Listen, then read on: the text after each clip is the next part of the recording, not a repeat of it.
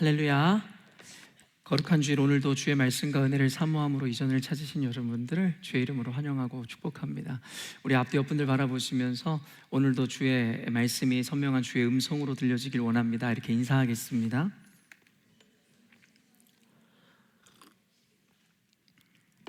여러분도 아시다시피 저희 교회는 참 바쁜 교회입니다. 감히 이야기할 수 있는 거 아마 시드니 지역에 있는 교회 중에 가장 많은 이벤트나 행사, 사역이 있는 교회이지 않을까라는 생각이 드는데요. 이제 성령 집회 끝난 지 얼마 되지 않아서 우리 아이들 또 캠프를 떠나게 되는데요. 지난주에 이 교역자 모임을 통해서 이 청소년 아이들이 고백하고 나눈 그 은혜를 들으면서 제가 너무나 큰 감동을 얻게 되었습니다. 그리고 우리가 걸어가는 이 길이, 이 사역이 얼마나 중요하고 가치로운지를 알게 되었는데요. 이번에 청소년 아이들이 성령 집회를 통해서 이전과는 경험하지 못하는 특별한 은혜를 경험한 것 같더라고요. 모든 아이들이 그 안에서 느낀 그 은혜들을 나누면서 이 집회가 너무 짧게 느껴지고 너무 소중하게 여겨졌다라는 그 이야기를 들으면서 은혜라는 것은 이와 같은 시, 공간 모든 개념들을 초월하는 것이구나 라는 것을 깨닫습니다. 이제 그런 아이들이 더 감사하게도 그 은혜를 품고 이제는 캠프를 떠나게 되니 아마 그 캠프 때도 얼마나 큰 은혜가 있을지 감히 상상도 되지 않을 정도인데요. 이 은혜를 위해서 여러분들도 함께 기도해 주셨으면 좋겠습니다. 우리 청소년 아이들을 만나 주시고 은혜를 허락하신 주님께서 이번 캠프 일정에도 동일하게 함께 하심으로 그 은혜의 깊이를 더하시고 그 은혜가 더욱더 분명하게 그 아이들에게 심겨주고 세워질 수 있도록 이런 기도해 주셨으면 좋겠고, 무엇보다도 안전사고 나지 않도록 여러분 꼭 기도해 주세요. 그래서 교회에서 당연히 은혜를 누리고 하나님의 영광 가운데 참여하는 거 너무 좋은데, 만약에 오고 가는 과정 가운데 혹은 그곳에서 사고 한번 일어나면 주님 주신 은혜가 와장창 다 깨어지게 되기 때문에 어쩌면 또 사단 마귀는 그와 같은 작은 요소들을 통해서 우리의 은혜를 쏟아 흘려 버리게 하려 할지도 모를 것인기에 우리들이 기도하며 하나님의 보호하심이 그곳 가운데 꼭 있게 해달라고, 여러분이 몸은 함께 하지 못하더라도 마음은 꼭 함께 해주셨으면 좋겠습니다. 특별히 일부 예배에서도 나누면서요, 이번 주일학교 방학 캠프 주제가 One Head, One Body라는 이 주제를 보면서 제 마음 가운데 그리고 제 생각 가운데 어떠한 이 모양 하나가 지나가는 것을 보게 되었는데, 여러분, 우리가 소위 괴물이라고 하는 어떤 이 형상을 가진 이들의 모습을 보면 때로는 머리가 여러 개가 달리고 몸은 하나인데 머리가 여러 개 달려 있거나, 혹은 또 머리가 하나인데 몸이 여러 개 달려 있는 형체를 한번 생각해 보세요. 얼마나 기괴하고 우리가 괴물이라고 이야기할 수 있으며, 더 나아가 이것은 정말 비정상적인 모양이고 형태라고 할 수 있겠죠. 그런데 하나님께서는 에베소서 4장 말씀을 통해서 저와 여러분들이 예수 그리스도를 머리로 한 몸이다라고 이야기하고 있더라는 것이에요. 저는 근데 이게 하나의 환상처럼 이 이미지가 지나가면서 저는 오늘날의 교회들이 과연 에베소서의 부름이나 가르침처럼 한 머리로, 예수를 머리로 한 몸의 지체로서 온전히 신앙생활을 하고 있는가, 교회를 섬기고 있는가라는 것에 대해서 스스로에게 물을 때에 그렇지 않은 것 같다라는 생각이 들었습니다. 오직 그리스도의 머리 한 분이 되셔야 될 것인데, 우리 모두가 서로가 머리 되고자 하고 우리 각자의 기질과 각자의 생각과 각자의 욕망을 따라 교회에서 서로가 머리 되고자 하는 것에 대해서 많은 경험을 하게 되고, 또한 말씀하시는 이는 한 분이실진데 여러분, 몸이 여러 가지로 갈라지고 나뉘어져서 말 그대로 괴물의 형태를, 그리고 비정상적인 모양을 갖고 있는 것이 오늘날의 교회의 모습은 아닌가라는 반성을 해보게 되었습니다. 물론 우리 열린문교회는 올바른 몸을 향하여 예수 그리스도를 머리로 한 몸이 되기 위하여 부단히 노력하고 그 길을 향해 나아가고 있지만, 여전히도 우리 안에서도 그와 같은 이 비정상적이고 괴물 같은 모습들이 있지 않은지에 대해서 스스로를 점검하고 우리 교회 자체를 겸손하게 우리가 분별할 수 있어야 할 것입니다. 모쪼록 이 수련회, 이 캠프의 어떤 주제를 따라 우리 열린문교회 어른들도 예수 그리스도를 오직 한 머리로 삼아 한 몸을 이루는 거룩한 공동체가 되길 원하고, 우리 아이들이 이번 캠프를 통해서 그 개념을 분명하고 명확히 세우고 돌아와서 세상에 나아가더라도 또 교회를 계속 섬겨갈지라도 오직 예수를 머리로 한 몸이 되어 행복한 이 교회 생활을 할 수 있도록 여러분께서 기도해 주셨으면 좋겠습니다. 오늘 본문은요, 여러분도 아마 아침을 깨우는 말씀을 통해서 들으신 분들은 아시겠지만 제가 지난 목요일에 본문으로 삼아 함께 여러분에게 말씀을 증거했었던 그 본문입니다. 그런데 다시 한번 이 본문을 가지고 나온 이유는 무엇이냐면, 첫째로 그날 이 말씀, 아침을 깨우는 말씀을 녹화하면서 주어지고 정해진 시간이 너무나 짧기 때문에 이 안에 담겨져 있는 메시지들이나 제가 묵상한 은혜들을 모두 나눌 수 없었던 것에 아쉬움이 있었기에 한 번 더 이 의미를 더 깊고 자세하게 여러분과 나누고자 했었던 의지와 함께 이 영상을, 이 아침을 깨우는 말씀을 녹화하고 딱 마무리를 했는데 제 마음이 좀 찜찜한 것이 있었어요. 무엇이었냐면, 제가 그 내용을 전개하면서 하나님께서 이 다윗에게 성전을 건축하지 말라 하셨던 그 이유에 대해서 성경이 논하고 있지 않았다라고 이야기했는데, 사실은 성경에서는 그 이유에 대해서 이야기하고 있거든요. 그럼에도 불구하고 제가 그것을 몰랐던 것이 아니라 제가 전하고자 하는 메시지에 이 포커스를 하기 위해서 또 의도를 가지고 제가 이야기를 했는데, 혹시나 이게 성도들에게 헷갈리지 않을까 해서 다시 녹화를 해야 되나 하다가 그냥 제가 전하고자 하는 그 논리와 전개를 잘 따라오리란 생각으로 그냥 찜찜하지만 넘어갔는데, 다음날 김은주 전사님한테 문자가 오더라고요. 그래서 저한테 묻고 싶어서 성경에서는 다윗에게 왜 하나님께서 성전을 건축하지 말라 하셨는지에 대한 이유를 이야기하고 있는데 어떠한 의도에서 제가 그와 같이 이야기했는지에 대해서 궁금해서 묻는다고 저한테 문자를 보냈고, 그것에 대해서 제가 어떤 의도에서 또 어떤 의미에서 그와 같이 이야기했는지에 대한 답변과 함께 고민하였어요. 그러면서 혹시나 김은주 전사님처럼 이 의미에 대한 명확성과 분명함을 혹시 모르는 분들이 계시다면 오늘 말씀을 통해서 그것을 설명해드리고 그 안에 숨겨져 있는 깊은 은혜들을 나눠줘야겠다라는 이 두 가지 의미에서 오늘 말씀을 준비하게 되었습니다. 그렇기 때문에 여러분들 아마 오늘 메시지는 더욱 특별하리라 생각하시고 한 번이 아닌 두 번 연이어 전달되어지는 이 메시지 가운데 하나님께서 우리 교회 가운데 주시고자 하는 분명한 메시지가 있음을 여러분 기억하시며 따라오셨으면 좋겠습니다. 오늘 본문의 이 내용은 무엇입니까?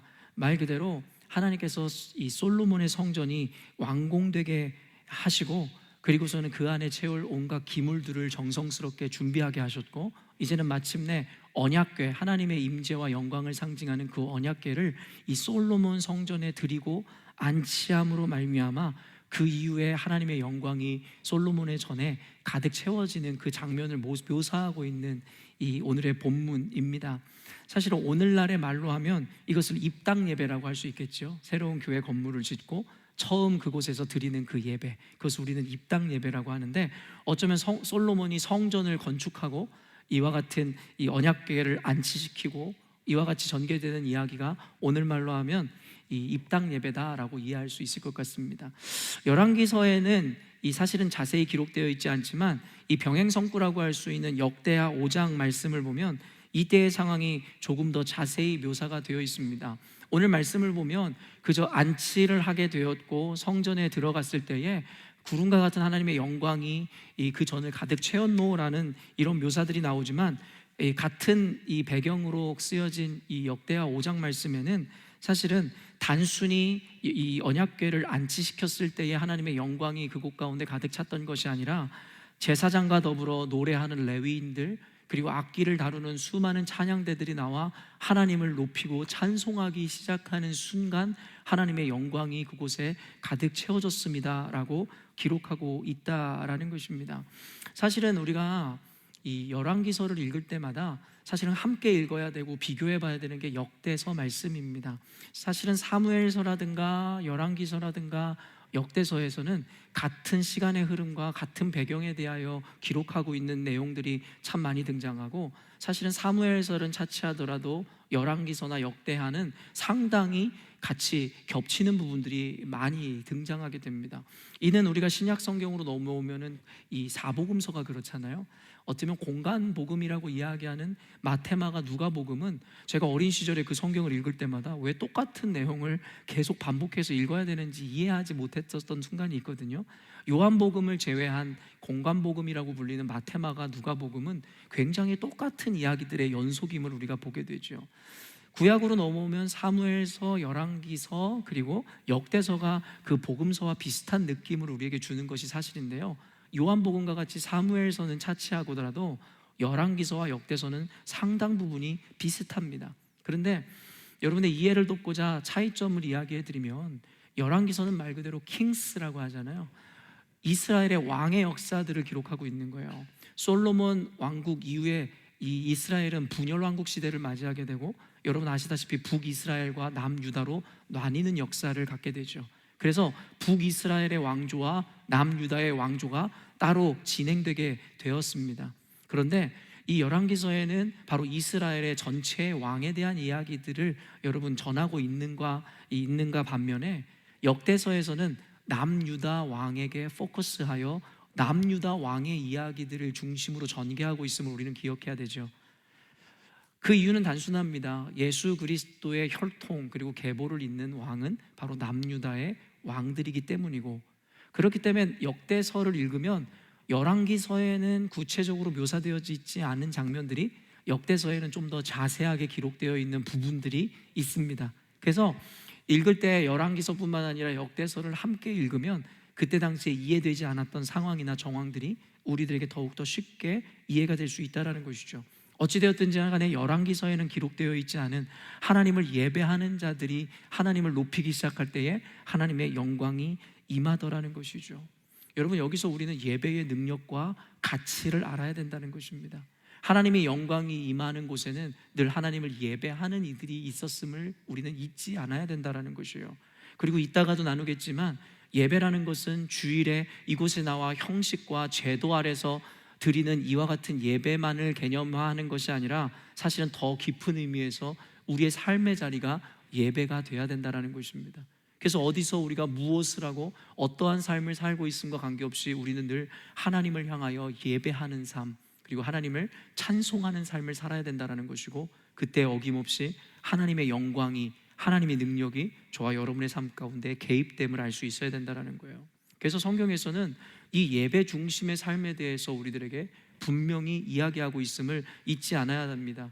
그렇기 때문에 여기 계시는 여러분들은 믿음으로 하나님 앞에서 지켜야 하는 것이기에 주일 성수를 하고 이곳에 나와 이 형식적인 예배를 드린다라고 생각하는 분들이 많을 텐데요, 물론입니다. 그 또한도 좋은 믿음이지만 더 중요한 것은 하나님께서 받으시고자 하는 예배는 단순히 이곳에서 규격화된 예배가 아니라 산제사, living sacrifice로 우리의 삶을 주님께 드리는 그 예배를 우리에게 요구하고 있음을 잊지 않으셔야 된다는 거예요. 오늘날의 그리스도인들은 너무나 이원 분리적인 삶을 삽니다.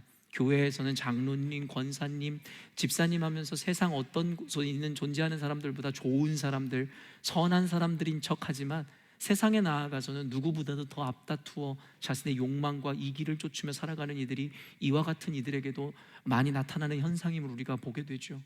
그렇기 때문에 사랑하는 열린문교회 성도 여러분, 우리의 신앙생활은 누구에게 보이기 위함이 아니라 보이지 않는 곳에서 우리의 심령을 꿰뚫어 보시는 주님 앞에서 바로 코람데오의 믿음으로 신앙생활하고 있음을 잊지 않으셔야 됩니다.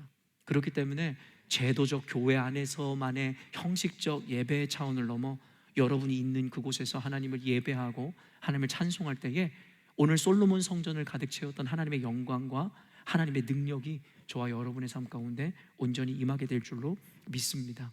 역대하 5장 14절 한번 읽어보도록 하겠습니다. 제사장들이 그 구름으로 말미암아 능히 서서 섬기지 못하였으니 이는 여호와의 영광이 하나님의 전에 가득함이었더라. 사실은 동일한 이 구절이 오늘 본문에도 등장하지만 제가 역대하 5장 말씀을 가지고 나온 이유는 방금 설명해 드렸듯이 역대하나 열왕기서에는 동일한 맥락의 말씀들이 등장한다라는 것을 여러분에게 보여주기 위함이었는데요, 어찌되었든지 간에 솔로몬 성전에서 소위 말하는 입당 예배를 드릴 때에 하나님의 영광이 구름과 같이 그곳 가운데 임하였다라는 거예요. 학자들은 그 구름이 과연 직접적인 하나님의 영광을 나타내는 것이냐라는 것에 대해서 서로 안에 갑론을박이 있고 논쟁이 있지만, 그 모든 논쟁은 별 의미가 없는 것 같고, 분명한 것은 하나님의 영광이 그곳에 가득하였고 구름 같은 모양으로 우리들에게 가시화하여 하나님께서 당신의 임재를 우리들에게 보여주신 사건이 일어났다라고 이해하시면 된다라는 것이죠. 여러분, 저는 이 말씀을 준비하면서 신약시대에 120문도가 모여 있었던 마가의 다락방이 기억났습니다. 120명이 성령님을 기다리며 그곳에 모여서 함께 찬송하고 하나님을 예배할 때에 여러분 어때요? 성령이 임하시더라는 것이죠.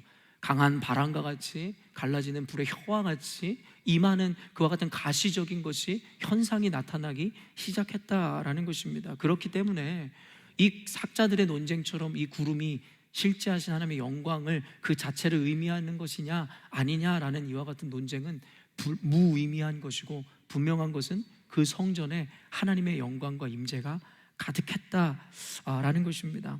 어떤 학자들은 이것을 해석할 때 이렇게 이야기합니다. 복음의 능력과 영광을 상징하는 것으로서 그리스도의 말씀 안에서 모든 민족이 복종할 것과, 종말론적으로는 또한 하나님의 왕국 안에서 모든 세력이 주의 통치에 굴복할 것을 나타낸다고 해석하기도 합니다. 성전 안에 하나님의 구름과 같은 영광이 가득함으로 제사장들이 어때요? 능히 서서 몸을 가두지 못하고 하나님을 섬기지 못하더라는 거예요. 이 장면을 보면서 복음에 의해 압도되어질 민족들과 열방들, 그리고 이 말세의 마지막 날에 하나님의 통치가 임할 때에 하나님의 다스림이 이와 같은 형태로 나타날 것이다 라고 해석하더라는 것이죠. 사실은 이 천국이라는 것에 대한 비유도 저는 이와 같다라고 생각하더라는 것이죠. 여러분이 그처럼 사모하고 열망하는 천국은 과연 어떤 모습입니까? 그러나 제가 분명하게 여러분들에게 이야기해 드릴 수 있는 것은, 아마도 일반적인 성도들이 생각하는 천국의 모습은 아마 성경에서 이야기하는 진짜 천국의 모습과 너무 다를 것이다라는 거예요. 여러분에게 종종 이야기하듯이 믿음의 선진이, 어떤 믿음의 선진 중에 한 분이 고백했었던 그 고백을 통하여 우리가 알 수 있는 사실이 이것입니다. 그 믿음의 선진이 이와 같은 고백을 합니다. 내가 만약에 죽어서 천국에 갔을지라도 그곳에 만약에 하나님께서 계시지 않는다면 그곳은 나에게 지옥일 것이며, 혹은 내가 죽어 나중에 지옥에 간다 할지라도 만약에 그곳에 하나님이 계시다면 그곳은 나에게 천국과 같을 것이다.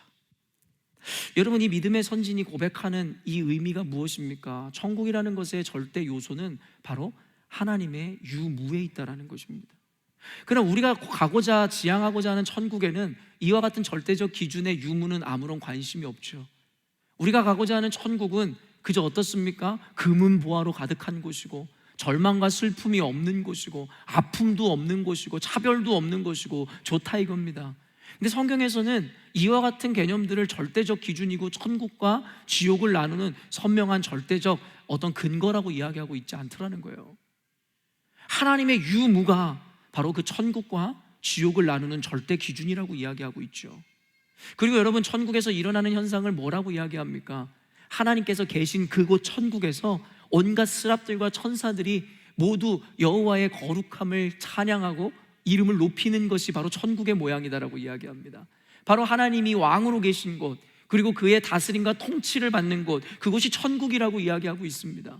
그러면서 하나님께서 말씀하시는 것이 무엇인지 아십니까? 천국은 너희들이 죽어서 가는 곳만이 아니라 이곳에서도 이룰 수 있는 곳이다라고 이야기합니다.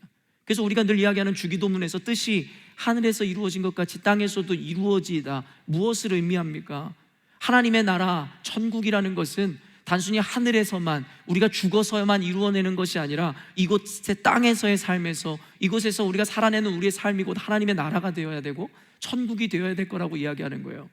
근데 우리가 얘기하는 금은 보화가 가득하고 슬픔과 절망과 아픔이 없는 곳이다라고 규정한다면 그 말은 틀렸습니다. 왜냐하면 이 세상에서 그와 같은 천국은 이룰 수 없을 테니까요. 그러나 성경에서 개념에서 절대와 기준을 삼는 하나님의 유무와 함께 하나님의 통치와 다스림의 개념으로 천국을 이해한다면 여러분 어떻습니까? 우리의 삶 가운데도, 이 땅 가운데도 하나님의 나라와 천국을 이룰 수 있다라는 것입니다. 믿으십니까? 저와 여러분에게 이미 하나님께서 함께 하십니다. 그리고 우리가 만약에 하나님의 다스림과 통치를 받는 자들이라면 우리의 가정이, 우리의 직장이, 우리의 삶이, 우리의 교회가 바로 천국임을 잊지 않으셔야 된다는 것입니다.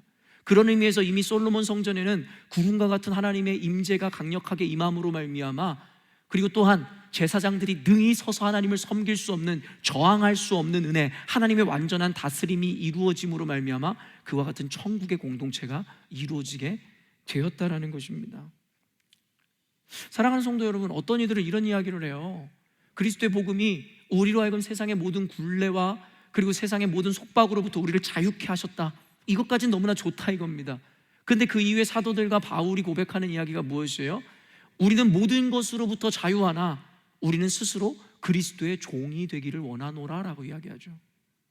사람들은요, 자유라는 단어를 좋아합니다. 그러나 구속되어지고 종이 되어지고, 그리고 오늘 설교의 전체 주제일 것인데, 순종이라는 개념에 대해서 우리가 설교하고 이야기하면 우리는 그것에 대해서 받아들이려고 하지 않더라는 것이죠. 우리를 자유케 하고 우리를 편안하게 하는 것이 좋은 것이지, 우리를 구속하고 우리에게 순종을 요구하는 것이 무엇이 좋으냐라고 이야기할 수 있더라는 것입니다. 사실 하나님께서 성령 집회를 마치고 우리 교회 가운데 공통적으로 주시는 마음이 그것이었어요. 뭐냐면 우리를 다음의 스테이지로 옮겨가고 계신다라는 것이고, 우리를 더 성숙의 레벨로 우리를 이끌고 계시다라는 것을 저에게 말씀하셨는데, 은혜를 경험한 성도들이 이곳저곳에서 저에게 그와 같은 나눔들을 하는 것을 보면서 하나님께서 진실로 우리 열린문 교회를 그와 같이 인도하고 계십니다라는 생각이 들었습니다. 오늘 본문의 제목 자체가, 오늘 설교의 제목이 다 이해할 수 없을 때라도입니다. 사실은 이 개념 안에 분명하게 여러분에게 담겨 있는 것은 우리가 이해하고 납득되지 않을 때도의 그 순종의 의미를 이야기할 것입니다. 근데 설교라는 것도 마찬가지고 참 인기 없는 설교 중에 하나가 이와 같이 순종을 요구하는 설교라는 생각을 하게 되는데요. 그래요, 여러분, 성경에서 이 순종의 가치를, 그리고 이 의미를 뭐라고 이야기하는 줄 아세요? 사무엘서에서 이야기하는 것을 보면 하나님께서는 내가 너희들에게 원하는 것은 제사가 아니라 순종이라고 이야기합니다. 우리는 예배 중심적인 공동체입니다. 바로 하나님을 예배하기 위하여 우리는 존재하죠. 그렇기 때문에 교회는 하나님을 예배해야 하는 집단입니다. 아까도 이야기한 바와 같죠. 그러나 하나님께서는 그 예배의 가치보다도 더 본질적이고, 아니면 그 예배의 의미 자체가 무엇인지를 우리들에게 밝히는데, 그것이 바로 순종이라고 이야기하는 것이죠.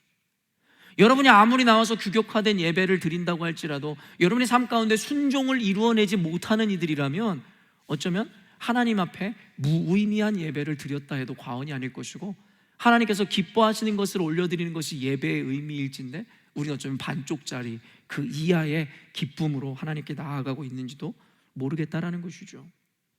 사도 바울과 여러분 사도들이 이야기하는 것은 무엇입니까? 우리가 그리스도의 종이 되기를 원하노라. 근데 우리 오늘날의 그리스도인들과 사람들이 싫어하고 거부하는 것과는 다르게 그리스도께 구속함을 받은 사도 바울과 사도들은 날마다 기뻐하고, 그리고 감사하고, 그리고 자유를 누리더라는 것이죠. 여러분, 너무나도 아이러닉하고 모순적인 개념일 수밖에 없는 거예요. 구속이라는 것은 우리를 불편하게 하는 것인데, 오히려 그리스도께 구속함을 받고 그리스도께 다스림을 받는 제자들과 사도들은 도리어 하나님께 역설적으로 자유와 기쁨을 노래하고 있더라는 것입니다. 여러분, 이것이 바로 하나님의 통치와 그의 다스림 가운데 순종하는 이들이 누릴 수 있는 은혜와 특권이라고 성경에서 이야기하죠. 그래서 예수 믿는 자들에게 주어지는 게 뭐예요? 진리가 너희를 자유케 하리라. 주님의 말씀 안에 있는 자들은 항상 감사하고 기뻐하며 평안을 누릴 것이다라고 이야기하죠. 그렇다면 역으로 여러분들에게 이 논리와 원리를 가지고 여러분에게 적용해 보시라는 거예요. 여러분 모두가 예수님 믿으시잖아요. 그런데 과연 진실로 자유하십니까? 여러분 기쁘십니까? 평안하십니까? 모든 것이 감사하십니까? 우리가 만약에 이와 같은 성경에서 이야기하는 바를 온전히 열매 맺는 신앙과 삶을 살아내고 있지 못하다면 여러분 그것이 주는 의미와 답이 뭔지 아십니까? 바로 온전히 그리스도께 구속된 바 하나님의 통치와 다스림 가운데 살아가고 있지 않기 때문이다라고 이야기할 수 있는 것이고, 우리는 주님 앞에 순종의 삶을 이루어내지 않고 있기 때문이다라고 이야기할 수 있을 것입니다. 고린도전서 6장 19절 말씀인데요, 우리 한번 읽어보도록 하겠습니다. 너희 몸은 너희가 하나님께로부터 받은 바 너희 가운데 계신 성령의 전인 줄을 알지 못하느냐? 너희는 너희 자신의 것이 아니라. 여러분, 이 성전의 개념을 이제는 신약 성경에 이르러서 완전히 바꿔버리는 거죠. 유대인들에게 여러분 그들에게 가장 중요한 핵심 두 가지 개념이 무엇이었냐면 바로 율법과 성전이었습니다. 그래서 그들은 성전 중심의 신앙생활을 했었어요. 그러다 보니까 여러분 1년에 최소 3번은 예루살렘에 있는 성전으로 모든 이 인구가 몰려들어야만 했었죠. 오늘날에도 보면 무슬림들이 이 메카 성지라는 곳을 향해서 그들이 나아가는 것을 보잖아요. 라마단이라든가 어떠한 그들의 어떠한 절기 때마다 말입니다. 여러분, 그런데 예수 그리스도께서 오심으로 말미암아 이와 같이 성전 중심적이고 고정화되어 있는 이와 같은 개념을 완전히 파괴해 버리셨다는 거예요. 예전에는 여러분 성막 안에만 지성소가 있었고 그곳에 하나님의 언약궤가 있으므로 하나님의 임재는 그곳에만 머무는 것처럼 우리들에게 상징화됐었고요.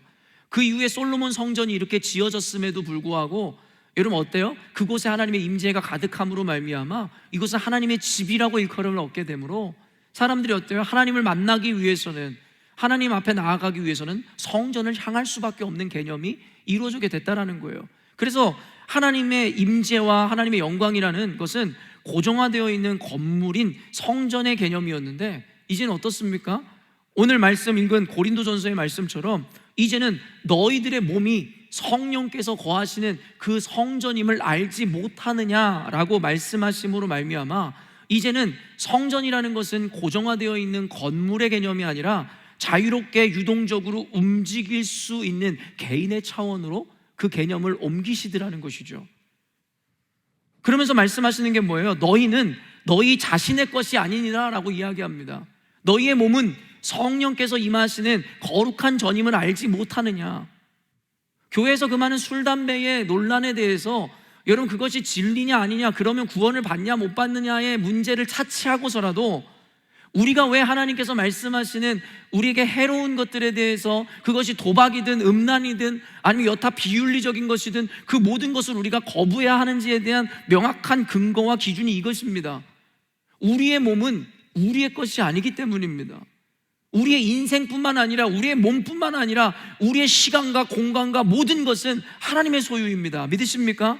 그렇기 때문에 단순히 이거 하면 구원을 받냐 안 받냐의 문제가 아니라 하나님의 소유인 우리기에 우리는 함부로 우리의 것을 하나님의 것을 상하게 할 수 없음이라는 것이죠. 여러분에게 순종의 개념에 대해서 이야기할 때에도 창세기의 말씀을 보면 여러분 어떠세요?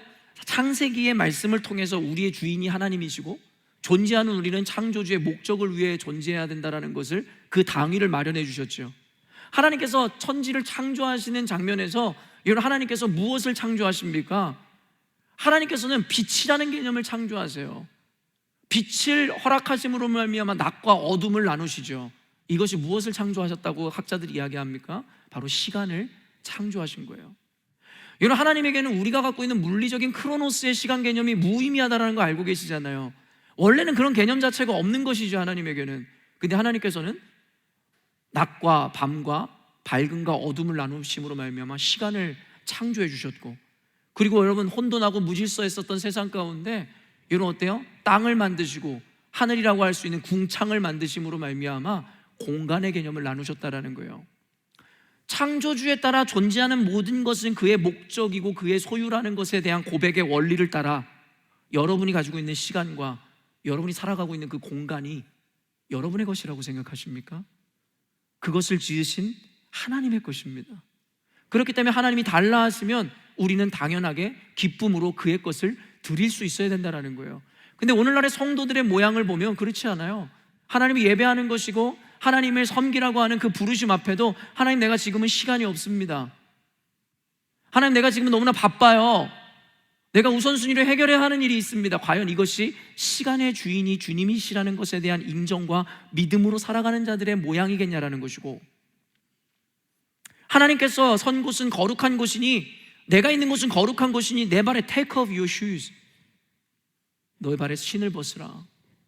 우리에게 거룩한 곳을 향하여야 할 것에 대한 부르심을 주셨음에도 불구하고 우리는 너무나도 쉽게 하나님께서 가지 말라 하는 곳을 가고 하지 말라 하는 것을 하는 것을 보면서 과연 하나님의 소유됨을 인정하는 자들의 모양인지에 대해서 우리 스스로에게 물을 수 있어야 된다는 것이죠. 아까도 이야기했지만 하나님께서는 지금 열린문 교회 가운데 성숙과 다음 스테이지로의 믿음의 이동을 말씀하고 계세요. 그 이야기가 뭔지 아십니까? 조금 더 깊고 조금 더 어려울 것입니다. 그렇기 때문에 지금까지 우리가 알았던 순종의 개념과는 전혀 다른 이야기들이 오늘 펼쳐질 것이라는 것과 그것을 믿음으로 듣고 순종할 수 있는 이들이 곧 하나님께서 부르시는 이들이고 사명자라고 말씀하시는 것이고, 그 부르심에 응답할 자 누구냐고 주님께서 지금 저와 여러분에게 묻고 계시는 것입니다. 우리는 머리로 너무나 당연히 잘 알고 있죠. 우리의 주인은 주님이시고 우리의 시공간과 모든 것을 주관하시고 만드시고 우리에게 허락하신 분은 주님이시라고. 그러나 우리의 삶은 우리의 믿음과는 다르게 모든 곳이 나의 소유이고 나의 것처럼 여기며 살아가더라는 것이죠. 아까도 이야기했지만 하나님께서는 저와 여러분을 이제는 그리스도의 성령께서 임하시는 거룩한 성전이라고 이야기했습니다. 단순히 교회에만 하나님의 영이 계신 것이 아니라 이제는 우리 안에 성령께서 계시더라는 거예요. 그래서 전에 에스겔서에서 이야기한, 지난주에 얘기한 설교와 같이 성령께서 우리를 가득 채우기 시작할 때 우리에게 일어나는 현상이 무엇입니까?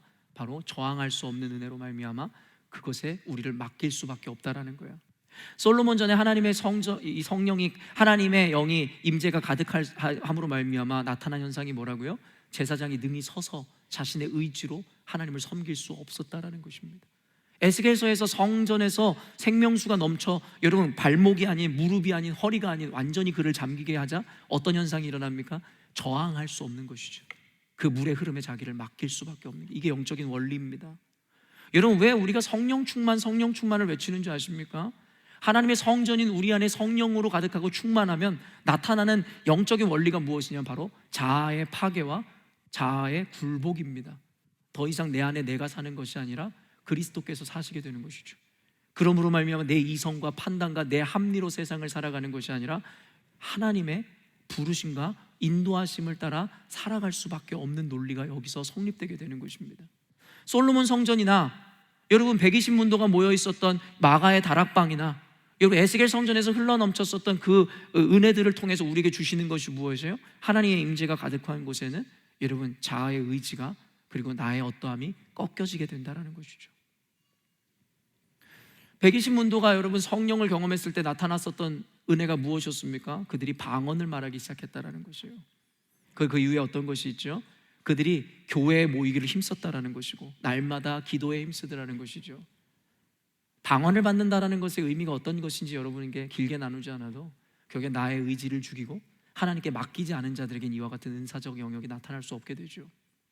그리고 여러분 자신이 해야 하는 일들과 자기가 처리해야 되는 그리고 누려야 되는 가치들이 있는데 그것을 내려놓고 성전으로 매일과 같이 모이기 시작했다.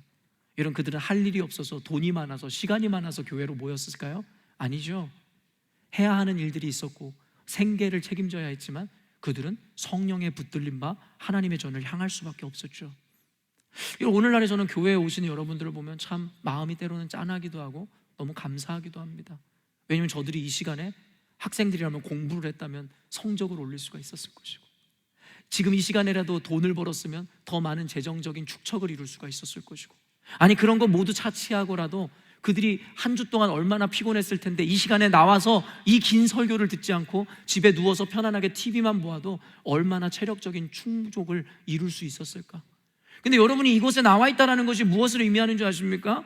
돈을 더 벌 수 있는 가능성과 더 높은 곳에 올라갈 수 있는 유혹과 여러분이 편히 쉴 수 있는 당연한 권리를 저버리고 하나님 앞에 나와 있는 거예요. 그런데 이것은 단순히 일주일에 한 번 1시간이면 된다의 개념이 아니라 저와 여러분의 인생이 이와 같아야 된다라고 하나님께서는 우리에게 말씀하고 계시더라는 거예요. 너희의 몸이 성령께서 구하신 하나님의 전인 줄을 알지 못하느냐?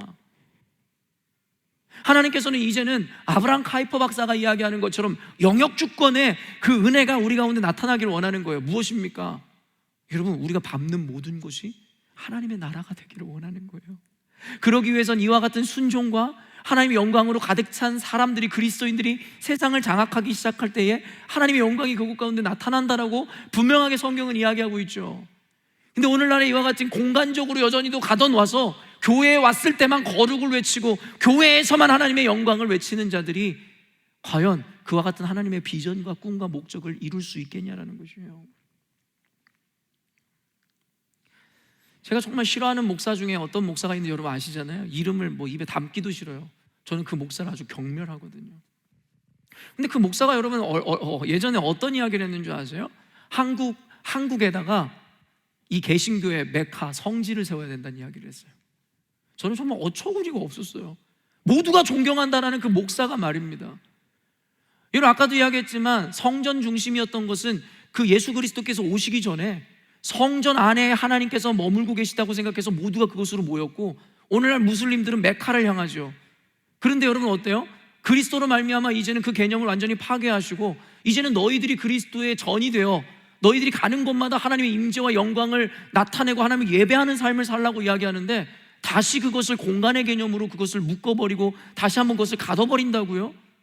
그리고 여러분, 저 이거를 차치하고라도 여러분, 무슬림들이 향하는 메카라든가 팔레스타인에 있는 예루살렘 성이라든가, 여러분, 이것은 역사적으로 의미가 있고 나름의 어떠한 이 이유가 있죠. 근데 여러분, 아무런 관계도 없는 대한민국 땅에 하나님의 그 메카 성지가 세워져야 된다는 게 무슨 논리예요? 이게 바로 대한민국 사람들이 갖고 있는 민족주의, 이건 자기 나라에 대한 이런 그와 같은 잘못된 이기적 마음 때문인 거예요. 아무런 역사적 근거도 없고 성경적 근거도 없이 대한민국 교회 가운데, 대한민국 땅 가운데 하나님의 이런 영광을 드러내달라고. 이런 민족주의를 버리셔야 됩니다. 교회는 민족주의에 의해서 엮여지는 곳이 아니라 하나님의 말씀과 하나님 나라에 대한 열망함으로 우리가 모이게 되어지는 것이에요. 왜 대한민국이어야만 합니까? 그러한 이기적인 개념들도 내려놓을 수 있어야 한다는 것이죠. 어찌되었든지 간에 사랑하는 열린문교회 성도 여러분, 하나님께서는 저와 여러분의 삶이 성령으로 가득한 충만한 삶을 살아내므로 말미암아 어느 곳에 있든지 하나님을 예배하고 하나님의 말씀 가운데 순종하고 굴복하는 삶을 살아낼 수 있음에 대해서 이야기하고 있다라는 것이고, 그것이 진정한 하나님의 축복이다라고 이야기하시죠. 어쩌면 오늘 본문의 성전 봉헌 이후에, 이와 같은 역사 이후에 솔로몬이 지금 백성들에게 이 축복과 그것에 대한 어떤 연설을 하는 장면을 오늘 본문에서 다루고 있는 것이거든요. 이것이 참으로 주목할 만한 일이라는 거예요.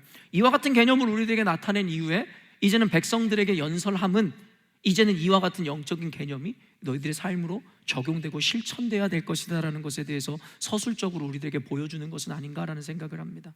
17절 말씀 한번 읽어보도록 하겠습니다.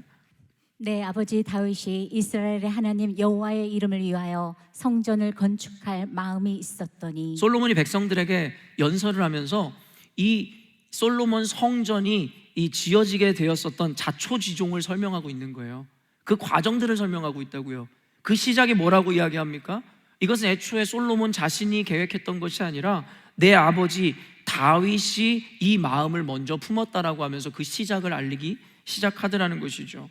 원래 건축의 뜻을 품었던 것은 솔로몬의 아버지인 다윗이었습니다. 사무엘하 7장 2절 말씀입니다. 왕이 선지자 나단에게 이르되 볼지어다 나는 백향목 궁에 살거늘 하나님에게는 휘장 가운데에 있도다. 여러분, 이게 무엇을 의미하는 거예요? 이제 다윗이 그 대적들을 물리치고 예루살렘에 입성하여 자신의 왕국을 이루게 되었어요. 그런데 이 큰 궁에서 편안하게 안전하게 살아가던 다윗이 그런 마음이 들었다라는 거예요. 나는 백향목 궁에서 살거든, 이렇게 의리의리한 호화스러운 이 성에서 살고 있거든, 하나님의 괴는 여전히 휘장 가운데 있도다. 그러니까 다윗이 품은 이 마음은 무엇이에요? 나는 지금 이렇게 편벽한 집을 짓고 이렇게 온전하게 편안하게 살아가는데 하나님의 집인 성막은 천으로 이루어지고 저와 같이 초라한 곳에 있도다라는 생각이 있었다라는 거예요. 여러분, 이것은요 다윗이 하나님을 경외하는 마음에서 비롯되는 당연한 마음이었던 거예요. 여러분, 우리가 성공하여 큰 집에 살고 좋은 여건을 갖고 살게 되면 여러분 당연하게 드는 마음이 뭐예요? 우리 부모님에게도 좋은 집을 해줘야지. 여기 인지상정 아닙니까? 이거는 효심이 아니라 원래 당연한 마음이에요. 인간이라면 품을 수 있는 마음이라고요. 나는 의리의리한 집에서 살고 있으면서 우리 부모님은 월세방 단칸방에서 살게 하는 게 인간으로서 우리가 가질 수 있는 마음이겠습니까? 아니잖아요. 그렇게 성공하였으니 당연히 부모님에게 효도하고자 하는 마음이 드는 것은 너무나 당연하죠. 여러분, 다윗도 하나님을 경외하는 자로서 당연한 이와 같은 마음이 들었던 거예요. 나만 좋은 곳에 살 수 없다라는 것이죠. 18절 말씀 읽어보도록 하겠습니다. 여호와께서 내 아버지 다윗에게 이르시되 내가 내 이름을 위하여 성전을 건축할 마음이 있으니 이 마음이 내게 있는 것이 좋도다. 그 마음의 중심을 아셨던 하나님께서는 다윗에게 이야기했던 거예요. 이 마음이 내게 있는 것이 좋도다. 그 의도를 아신 하나님께서는 너가 정말 나를 경외함으로 나를 위한 집을 지어주고자 하기 때문에 이 마음이 너무 귀하다라고 인정하더라는 것이죠. 그 중심을 아는 하나님께서 다윗의 이런 마음을 얼마나 칭찬하시고 흡족히 여기셨을까요? 그런데요, 그러나예요. 19절 한번 읽어보도록 하겠습니다.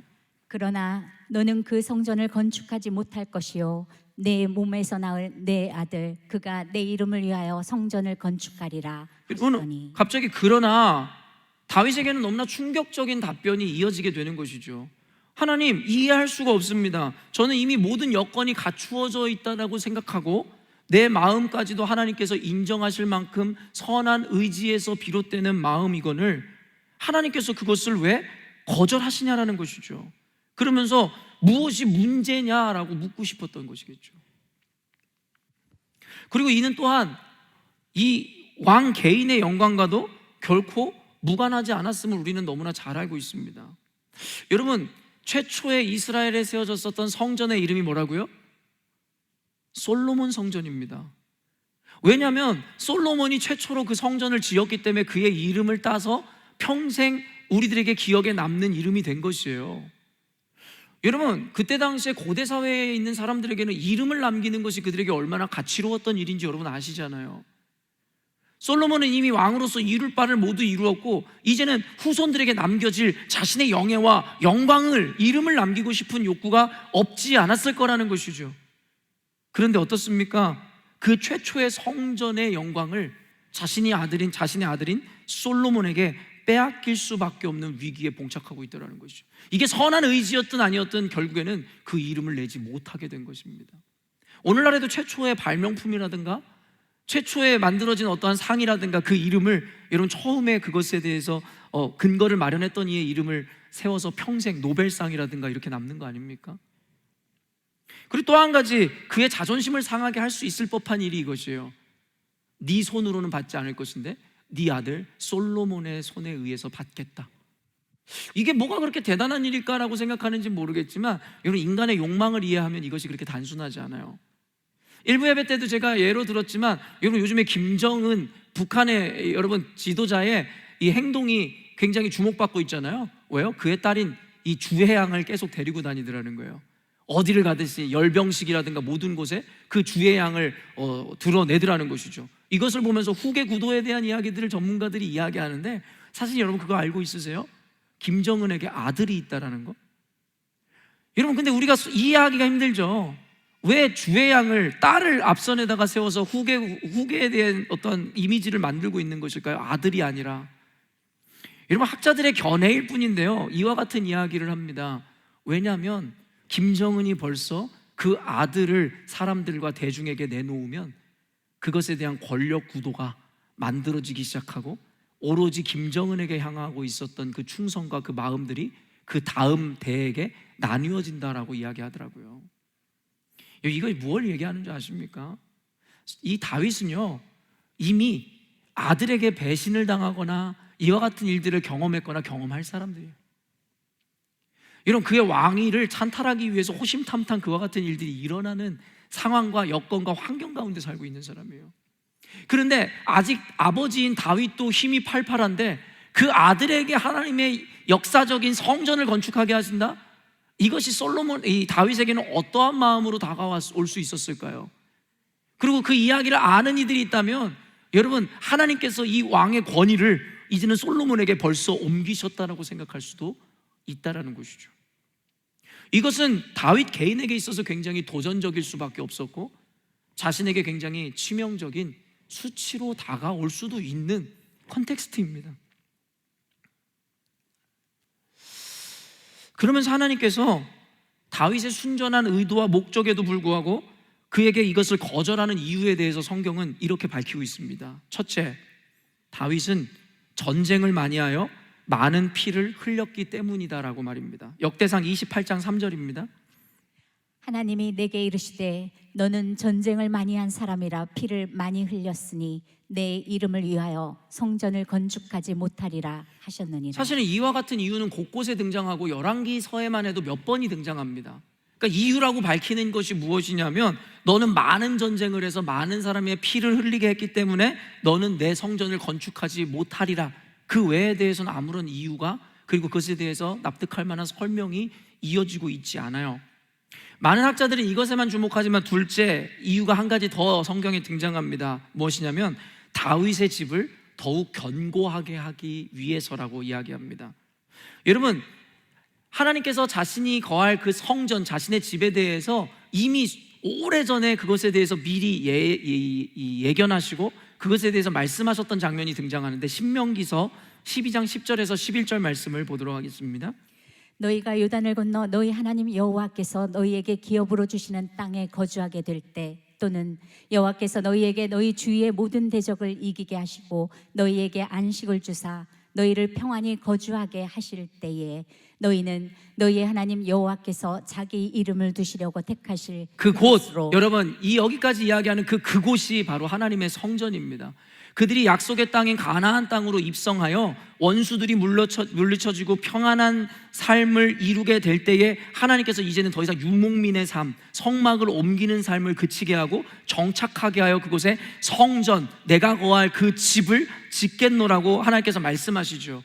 여기서 나타나는 여러분 그 근거가 무엇이에요? 조건이 무엇입니까? 바로 원수들이 평정되고 그리고 편안한 삶이 백성들에게 주어질 때라는 것입니다. 이와 같이 두 가지 이유로 해서 솔로몬에게 성전을 건축하지 못하게 할 거라고 이야기하면서 나단을 통해 하나님 말씀하실 때에 내가 너의 이름을 더 창대케 하고 너의 왕위를 더욱 견고하게 하리라 라는 말씀을 하세요. 어찌되었든지 간에 하나님께서 거절하신 이유는 표면적으로 그가 너무나 많은 전쟁에 참여해서 사람을 죽였다라는 이유와 더불어 한 가지는 아직까지도 너의 이름이 견고하게 서지 못했다라는 이유입니다. 여러분, 그렇다면 아까도 제가 이야기했듯이 목사님 아침을 깨우는 말씀에서 다윗이 성전을 짓지 못하는 이유에 대해서 성경에서 언급하고 있지 않다라고 했었던 사실은 틀린 것 아닙니까? 라고 이해할 수 있는데요, 사실은 제가 아침을 깨우는 말씀에서 의도하고자 했었던 바가 바로 이 지점이었습니다. 여러분이 생각할 때 지금 다윗에게 내놓으신 하나님의 그 이유와 근거가 타당하다고 생각하십니까? 이 이유에는 아무런 그것에 대한 설명이 존재하지 않아요. 어떤 이들은 이렇게 이야기할 수 있겠죠. 레위기서를 근거로 피는 부정한 것이다라는 것에 대한 하나의 상징이 되기 때문에 하나님의 거룩한 전을 짓는 데 있어서 부정한 자가 그것을 짓는 것을 금할 수밖에 없다라고 이야기하는 이가 있을 수도 있겠고, 어떤 이들은 어때요? 하나님께서는 이 violence, 폭력을 굉장히 싫어하시거든요. 여러분, 언젠가도 설교했었지만 노아를 통해서 전 인류를 쓸어버리는 사건이 있었잖아요. 거기에 이유가 뭔지 알고 있는 분 계세요? 열린문교회에서 설교 들으셨던 분들은 다 아시겠지만 말이에요, 사실 인류가 다 물에 쓸려 나갔다라는 것은 알고 있는데 도대체 하나님이 왜 그렇게 분노하셨는지에 대해 이유를 알고 있는 이들이 많지 않아요. 성경에서는 그것에 대한 이유를 이렇게 이야기합니다. 바로 그들의 폭력성 때문이었다고. 여러분, 폭력은 하나님께서 기뻐하시는 게 아니에요. 또 한 가지 근거를 여러분에게 가르쳐 드릴까요? 야곱의 12아들 중에 여러분 예수 그리스도의 씨를 잇게 되었었던 것은 여러분 장자도 차자도 아닌 여러분 이 유다였습니다. 근데 그의 형들이 있었잖아요. 루벤과 더불어 여러분 어때요? 레위와 그리고 시므온이라는 자가 있었는데, 그 이유에 대해서 왜 너희들이 예수 그리스도의 계보를 잊지 못하는지에 대해서 하나씩 설명하는데, 루벤은 근친상간을 했던 죄 때문이고, 그리고 둘째 셋째에게 그 계보가 이어지지 못했었던 이유를 밝히는데, 레위와 시므온이 어떤 사건에 연루되었었던지 기억하십니까? 야곱에게는 딸이 있었는데 디나가 있었죠. 근데 세겜 추장의 아들이 그 디나를 흠모함으로 말미암아 그를 겁탈합니다. 그래서 그를 너무나 연모한 나머지 그 추장과 그 아들이 와서 야곱에게 그 딸을 달라고 하죠. 그때 여러분 뭐라고 이야기하냐면, 우리에게는 전통과 문화가 있어서 난지 8일 만에 모든 남자들은 할례, 오늘날로 얘기하면 포경수술을 해야 된다는 것이죠. 그래서 여러분 세겜 추장이 그것을 받아들여요. 자기 자식에게 그 딸과 혼인시키기 위해서. 그래서 여러분 어떻습니까? 결국에는 그 세겜이라는 족속의 모든 장정들이 수술을 하여 신음하고 있을 때에 어떤 일이 벌어집니까? 레위와 시므온이 그의 장정들을 데리고 와서 칼로 다 그 세겜 족속을 멸하여 버립니다. 그리고 하나님께서는 이것을 비겁하고 잔혹하며 잘못된 방식이었다라고 이야기하며 그들의 피 흘림에 대해서 이야기하시죠. 그래서 그들은 예수 그리스도의 조상이 될 수 없었던 것이에요. 성경에서 이렇게 대놓고 이야기하는데, 그럼 이와 같은 레퍼런스가 있으니까 우리가 이렇게 생각할 수 있겠죠. 그럼 다윗도 수많은 사람의 피를 흘리게 하였던 그 폭력성 때문에, 아니면 레위기에서 이야기하는 그 부정함 때문에라고 이야기할 수 있겠지만, 여러분 이것은 근거가 될 수 없어요. 왠지 아십니까? 솔로몬이 전쟁을 했었던 것은 모두 하나님의 명령에 의해서였고, 하나님께서는 한 번도 이 다윗의 이 전쟁에 대해서 잘못된 것이다라고 언급하신 적이 없으셨다라는 거예요. 그리고 또 한 가지 뭐가 있습니까? 이스라엘에게는 헤렘법이라는 게 있어요. 다른 말로 하면 진멸법입니다. 전쟁을 통하여 정복한 국가에 있는 이방인들의 씨를 말리지 말고 모두 쳐 죽이라는 거예요. 처음에 굉장히 충격적으로 들렸던 명령이죠. 여리고성에 처음에 입성했을 때 어떤 명령을 하세요? 남녀 우양과 수창할 것 없이 모두 쳐 죽이라고 말씀하시는 그 하나님의 말씀 때문에 저도 놀랐던 적이 있는데, 그 영적인 의미를 이야기하면 시간 관계상 못할 것이기에 여러분 그 의미가 있었습니다. 어찌되었든지 간에 하나님께서는 이와 같은 헤렘법을 통해 모든 것을 진멸하라는 말씀을 하셨죠. 그것은 부정하거나 잘못된 것이 아니라, 불순종이 아니라 하나님께서 원하시는 일이었어요. 그렇다면 다윗의 입장에서 생각해 보시라고요. 네가 너무나 많은 전쟁을 하고 많은 사람을 죽였기 때문에 이 성전을 지을 수 없다라는 말이 그에게 납득이 될 수 있었을 거라고 생각하세요? 하나님, 이거 하나님께서 저에게 명령하신 일이었잖아요. 그리고 나는 정말 하나님께서 시키는 대로 한 것밖에 없는데 나에게 이 영광을 가져가십니까? 그리고 둘째로, 적어도 다윗은 그가 안정을 누리고 있었습니다라고 생각했어요. 하나님께서 원하시는 진정한 다윗의 나라가 굳건히 세워지지 않았는지는 모르겠지만, 그건 하나님의 입장에서만 이해할 수 있는 것이고, 다윗이 듣기에는 그 말씀 자체가 납득이 되지 않는 말씀이었어요. 왜냐하면 사무엘하 7장 1절 한번 읽어볼게요.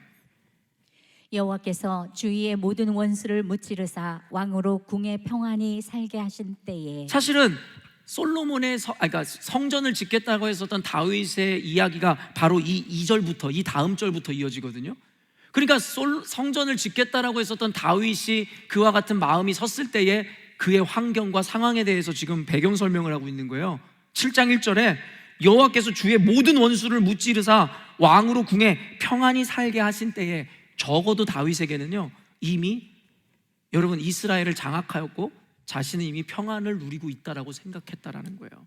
신명기서에서 이야기하는 것처럼 결국에는 다윗의 나라가, 이스라엘이 정착했을 때에 성전을 세우시겠다 했었던 그 말씀이 전혀 어긋난 상황이라고 생각하지 않았다라는 거예요. 여러분, 이와 같은 의미에서 성경은 다윗이 납득할 만한 충분한 이유를 설명하고 있지 않다는 거예요.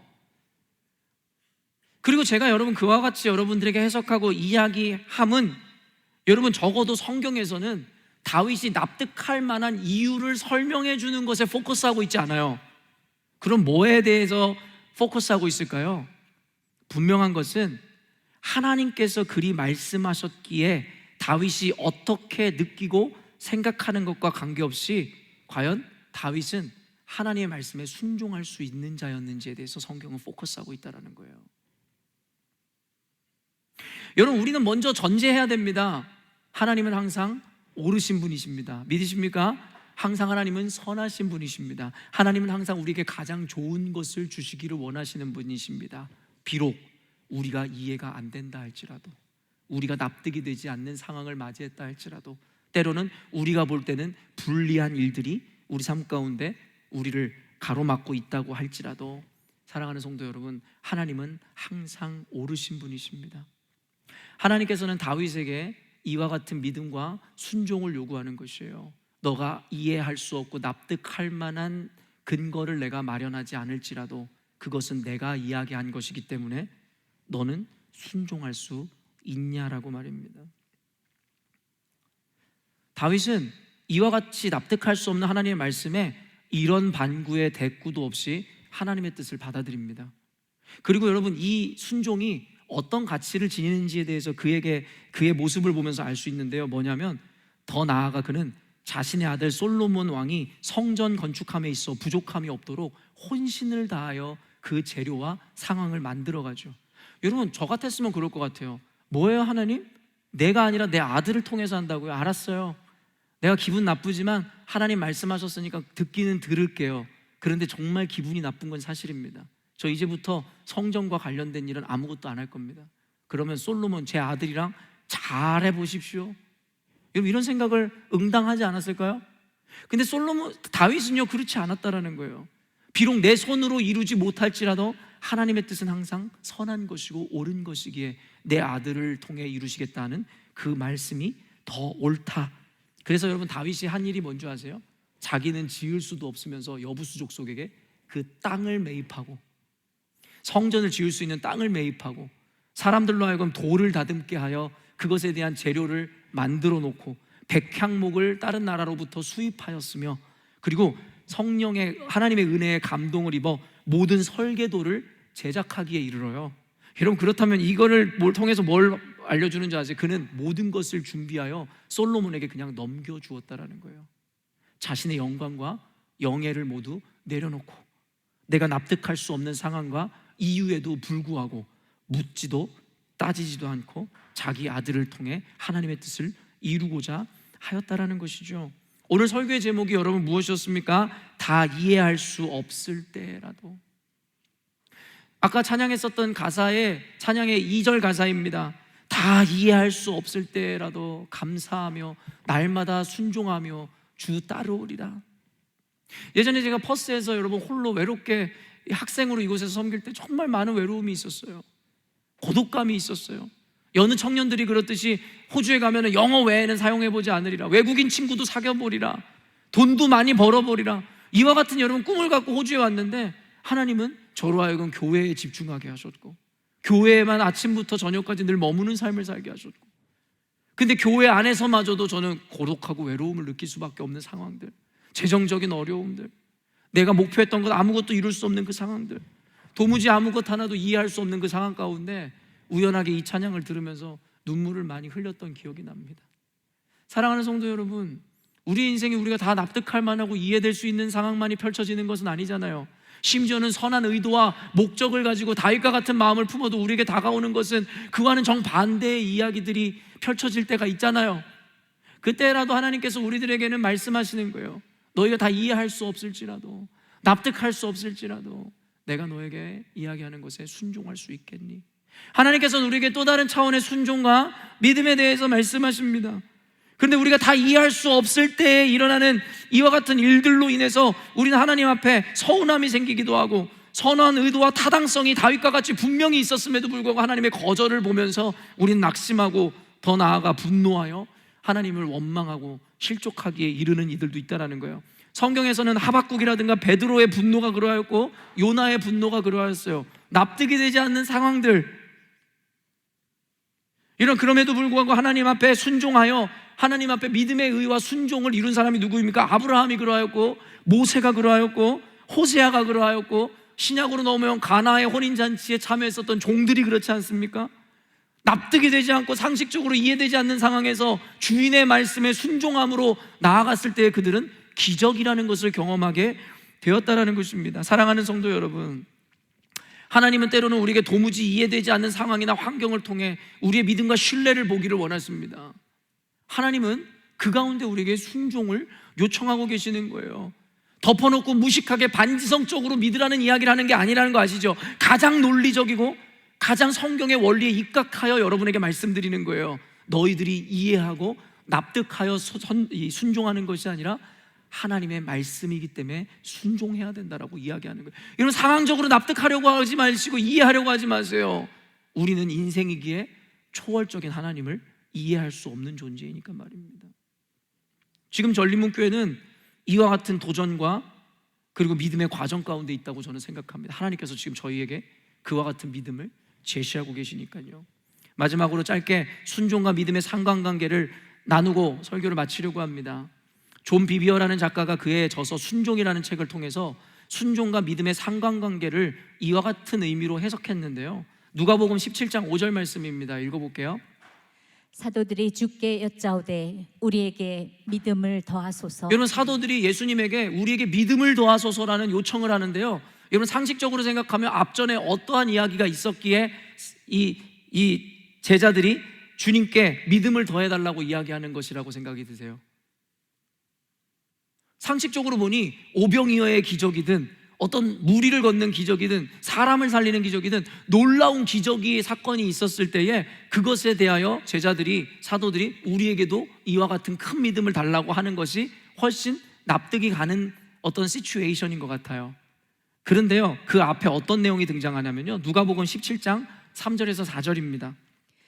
너희는 스스로 조심하라. 만일 내 형제가 죄를 범하거든 경고하고 회개하거든 용서하라. 만일 하루에 7번이라도 내게 죄를 짓고 7번 내게 돌아와 내가 회개하노라 하거든 너는 용서하라 하시더라. 이런 어떤 기적의 사건에 대한 이야기가 아니라 그냥 용서하라는 이야기예요. 근데 믿음을 더하게 해달라는 이 요청이 문맥상 이해가 안 되는 거죠. 오늘날 살아가고 있는 우리들은 도무지 이해할 수 없는 문맥입니다.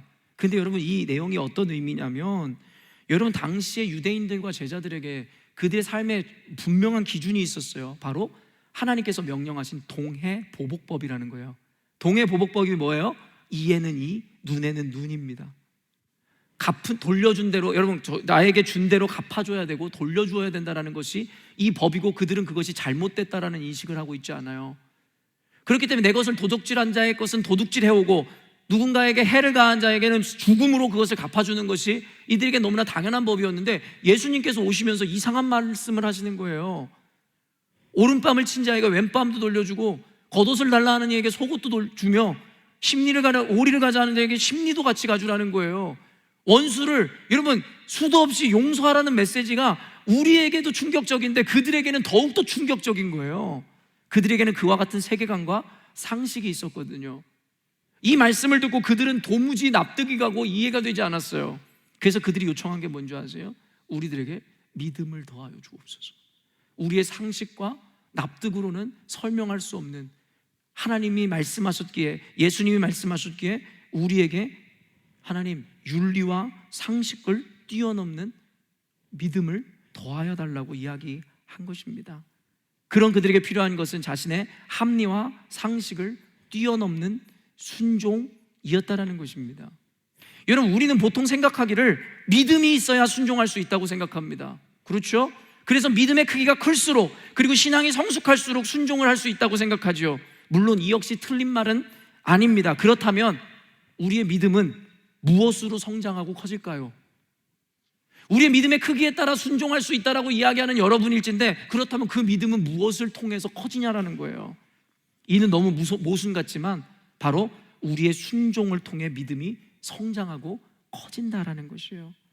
그렇기 때문에 믿음을 주시면 순종하겠다가 아니라, 순종하면 그 믿음을 주신다가 우리 그리스도인들이 갖추어야 되는 마음의 태도라는 것입니다. 한번 한계를 넘는다는 것은 굉장히 큰 의미가 있습니다. 제가 골프를 너무 좋아하잖아요. 골프를 너무 좋아하는데, 여러분 골프를 치는 비기너들에게 꿈이 있어요. 그게 뭐겠어요? 백타, 브레이크 백을 하는 거예요. 근데 제가 재능이 없어서 그런지 1년을 훨씬 넘게 쳤는데도 이 백이 깨지지가 않는 거예요. 깨지지가 않는 거예요. 그런데 여러분 어때요? 마침내 1년 반 이후에 그 백타를 깨게 되었어요. 근데 여러분 그 다음에 어떤 현상이 일어나는 줄 아세요? 그 다음부터 백을 깨는 건 저에게 너무 쉽더라는 거예요. 어제의 나와 오늘의 나는 그렇게 큰 시간적 갭이 없는데, 한번 이것을 브레이크하니까 그것이 내 수준이 되는 거예요. 제가 사실은 이걸 원리를 설명하면서 이 골프를 들이댄 이유는 제가 마침내 90도 깼다라는 얘기를 해드리려고 한 건데, 제가 드디어 90의 벽도 깼다라는 거예요. 제가 여러분에게 정말 확신하면서 이야기할 수 있는 게 뭔지 아세요? 한번 그것을 브레이크 해본 사람과 그렇지 않은 사람은 차이가 있다. 한번 브레이크한 사람은 이제는 그것을 자신의 수준으로 받아들인다. 고로 나는 이제 80대다. 여러분 그렇게 생각하시면 된다라는 것이죠. 여러분 웃자고 한 이야기지만 이것은 모든 것에 원리가 담겨 있습니다. 이제 이것이 내 수준이 되고 나에게 만만한 목표가 되는 거예요. 한번 해보았느냐는 큰 차이를 만드는 거예요. 내가 하나님 말씀 앞에 한번 순종해 보았느냐, 납득이 되고 이해되지 않았는데 한번 순종해 본 사람들은 그렇지 않은 사람과는 전혀 다른 것을 우리들에게 의미하게 된다라는 거예요. 너무 재밌게 오늘 아침에 설교를 준비하고 이제는 이것을 아이패드로 옮기기 위해서는 카카오톡으로 이걸 보내고 이래야 되거든요. 근데 카카오톡을 이제 열었어요. 아침에 시간도 없는데 설교해야 돼서 카카오톡을 봤는데 거기에 새로 업데이트한 친구 프로필 업데이트한 친구가 뜨더라고요. 원래는 저는 그런 거 관심도 없고 보지도 않는데 거기 맨 앞에 EJ라고 해서 은주자매가 카톡이 뜬 거예요. 근데 그것도 원래 관심이 없죠. 그냥 넘어가야 되는데 프로필 사진이 너무 내 생각과는 안 어울리는 생선 사진이 있는 거예요. 내가 생선을 엄청 극혐하거든요. 그리고 은주자매 이미지랑 생선이 도대체 뭐가, 그래서 시간도 없는데 그걸 눌러봤어요. 그랬더니 굴비 사진이 있으면서 그 위에 굴비라고 써 있는 거예요. 그러면서 뭐라고 써 있냐면 구필굴의 안일비.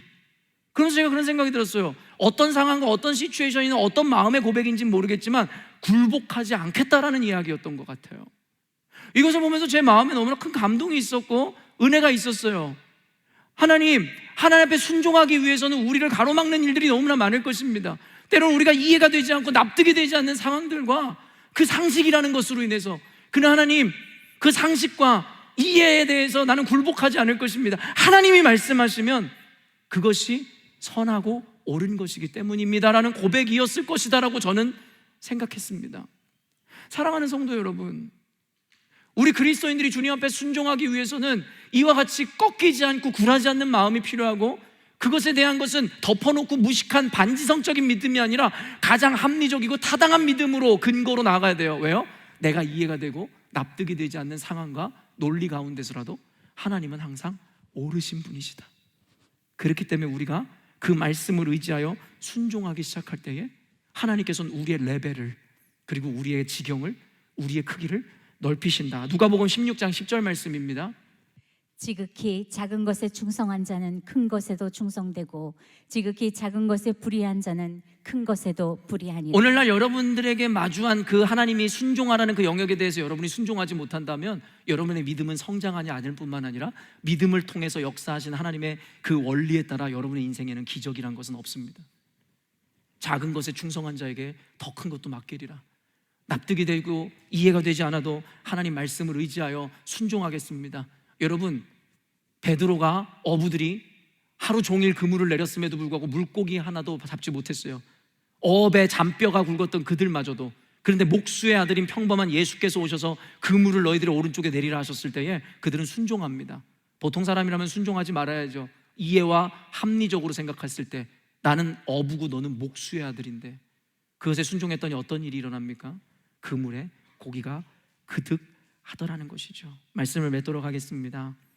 사랑하는 성도 여러분, 다윗은 결국에 그 마음을 품었으나 납득할 수 없는 설명과 이유와 더불어 결국에는 그 공은 오로지 솔로몬에게 넘어가게 되었습니다. 그런데 여러분, 그 결과가 무엇입니까? 역사의 가장 위대한 왕으로는 솔로몬이 꼽히는 것이 아니라 다윗이 꼽히고, 예수 그리스도의 조상을 논할 때에 여러분 우리는 다윗을 대표로 이야기하게 되죠. 솔로몬 성전을 짓는 것의 영광은 내어주었는지 모르겠지만 그는 그와 비교할 수 없는 영원한 하나님의 나라의 여러분 주인공이 되었다라는 것입니다. 사랑하는 열린문교회 성도 여러분, 납득이 되고 설명이 되어 순종하는 것도 결코 작은 믿음이라고 할 수는 없을 것이겠으나 이젠 하나님께서 우리에게 또 다른 차원의 순종의 영역으로 우리를 이끌어가고 계십니다. 이해가 되지 않고 납득이 되지 않아도, 받아들일 수 없는 상황에서도 하나님 말씀을 의지함으로 주님 앞에 나아간 자들을 결코 모른다 하지 않으실 주님, 순간은 수치일지 모르겠으나 수치를 영광으로 바꾸셔서 영원히 우리의 영광이 되게 하시는 그 주님, 오늘 여러분들이 작은 순종을 이룰 때에 여러분의 믿음의 크기는 커지고 여러분의 지경은 확장되어 이제는 이 산을 옮겨 저리로 옮길 수 있는 믿음과 더불어 죽은 자도 살릴 수 있는 그와 같은 믿음의 소유자 될 것임을 확신합니다. 여러분 모두 하나님의 이 부르심과 초청 가운데 이해할 수 없을지라도 라는 이 제목을 마음속에 새기심으로 주님 말씀하실 때에 순종하시는 저와 여러분 되시기를 주님의 이름으로 축원합니다. 아멘. 기도하겠습니다.